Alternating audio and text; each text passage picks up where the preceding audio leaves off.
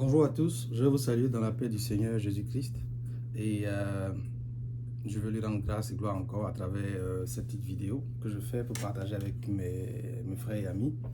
Alors, comme je vous l'ai dit hier, je veux revisiter un peu mon parcours ici et comme je l'ai dit, je veux informer des personnes intéressées par voyager et venir ici sur le processus et pourquoi pas établir un parallèle avec la situation que j'ai vécue ici pour plus ou moins préparer des esprits et aussi rendre témoignage à la gloire de notre Seigneur, tout simplement.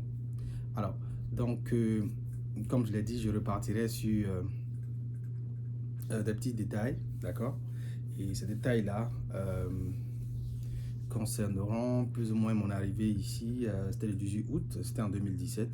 Et donc, j'ai surtout envie de repartir sur quand j'étais à Abidjan et quand je suis revenu ici, ou même tout simplement entrer dans le vif du sujet. Voilà. Alors, ce que je veux dire, c'est que quand je suis arrivé, déjà la première faveur que j'ai eue, la première faveur, la première bénédiction, c'est déjà que c'était un inconnu qui m'a accueilli, un inconnu, quelqu'un que j'avais rencontré sur Facebook, d'accord, sur les réseaux sociaux, qui avait promis m'accueillir. Et vous connaissez plus ou moins les histoires où tu voyages, tu viens à l'étranger et personne ne te reçoit à l'aéroport. Voilà, je pense qu'on a tous plus ou moins entendu ce type d'histoire-là, ici et là. Moi, mon cas a été carrément différent. Et c'est pourquoi je vais intituler la vidéo que je veux faire maintenant là.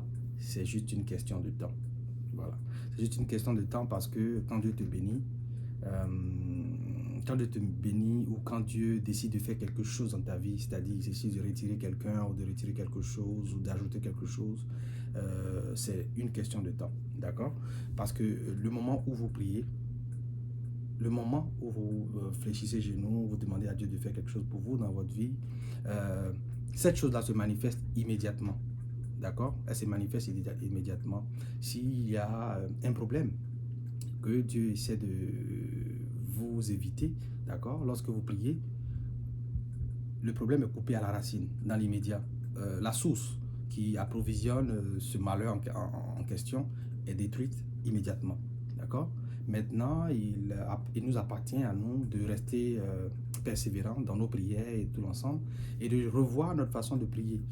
C'est-à-dire que nous prions très souvent à partir de nos problèmes. C'est-à-dire, on dit à Dieu, Seigneur, je suis malade, s'il te plaît, retire ce mal-là. Non. On devrait revoir aussi cette dynamique-là. Voilà. Il faut prier à partir des promesses de Dieu et non à partir de nos problèmes. D'accord? Seigneur, tu as promis que tu feras ça, tu as promis que tu feras ça, je crois en ta parole et voilà, voilà. Et c'est comme cela que les choses se manifestent. D'accord? Je me rappelle dans la Bible, à un moment où Jésus était dans le désert avec ses disciples et il avait faim, il y a eu un arbre, dont il voulait profiter des fruits, je ne me rappelle plus trop du passage.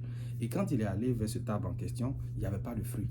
Et tout de suite, il a mis sa main sur l'arbre et il a maudit l'arbre en disant tu ne produiras plus de fruits pour personne.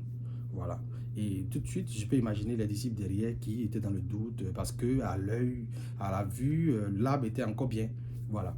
Mais pour vous dire que, mais à la racine, ce qu'on ne pouvait pas voir d'ailleurs, c'était déjà détruit. Voilà, c'est déjà détruit. Et ce n'est pas des choses qu'on pouvait voir de l'extérieur. Mais à l'intérieur, c'était terminé. Voilà.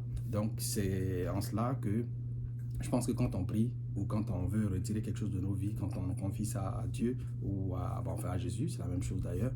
Et le problème est coupé dans l'immédiat. Voilà. La situation qui nous met mal à l'aise, voilà, elle est tout de suite arrêtez, mais c'est immédiat. Voilà. Donc, je vais établir tout de suite dans la seconde petite vidéo parce que c'est des vidéos de 5 minutes que je peux faire.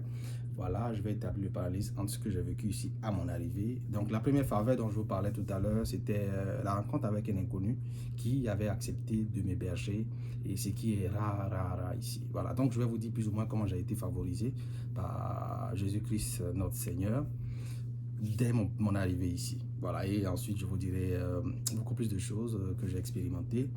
Et voilà, je pense que ça sera très émouvant et j'espère que ça vous donnera envie de changer de perspective sur certaines situations. Merci.